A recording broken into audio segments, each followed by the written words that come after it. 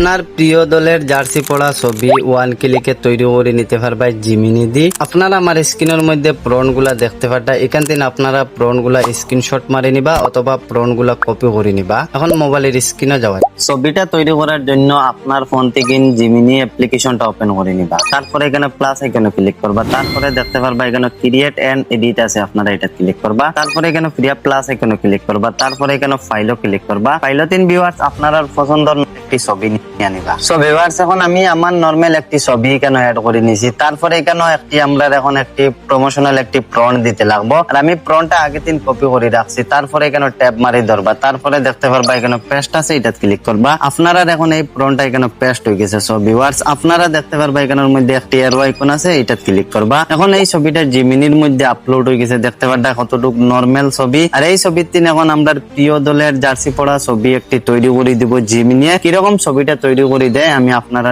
মোবাইলের স্ক্রিনও দেখাই। So viewers আপনারা দেখতে পারবেন এখন আমার এই ছবিটা তৈরি করে দিছে, কতটুকু প্রমোশনাল লাগে দেখতে। এখন এটা ডাউনলোড করার জন্য দেখতে পারবা এখানে সেভ আইকন আছে, আপনারা এটা ক্লিক করবা। আপনারা এখন এই ছবিটা ডাউনলোড হয়ে আপনার গ্যালারির মধ্যে চলে যাব। ফেসবুক তিন দেখা তাইলে পেজটি ফলো মারি রাখবা, আর ইউটিউব চ্যানেল তিন দেখা তাইলে চ্যানেলটা অবশ্যই সাবস্ক্রাইব করে রাখবা।